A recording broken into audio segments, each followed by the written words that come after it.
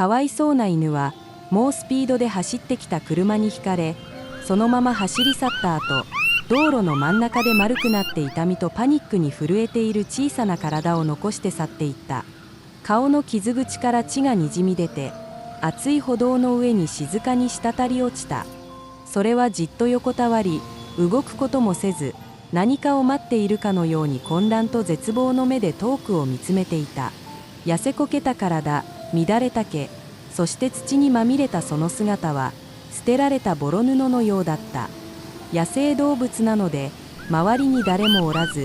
世話をしてくれる人もいないため、捨てられるために生まれてきたかのようでした。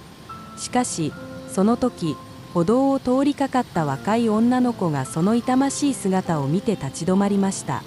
彼女はためらうことなく急いでそこへ歩み寄り、コートを脱いで、死にそうな動物の体に優しく巻きつけました。そして、今にもこの世を去ってしまうかのような弱い命を抱くかのように、そっと犬を抱き上げた。少女は小さな動物にささやきながら撫で、一番近い動物病院へと急いで歩いていった。犬は彼女の腕の中ではおとなしくしていたが、医者に引き渡されると激しく抵抗し始めた。パニックに陥り、興奮し、医師の手を噛むことさえありました。おそらくその記憶の中で、近くに来た人々は親切心をもたらさなかったのでしょう。医師たちは、この動物を落ち着かせるために鎮静剤を使用し、首に保護用の首輪をつけなければならなかった。レントゲン検査の結果はみんなを悲痛にさせた。体中に打撲傷があり、大腿骨が骨折しており、命を救うには緊急手術が必要だという。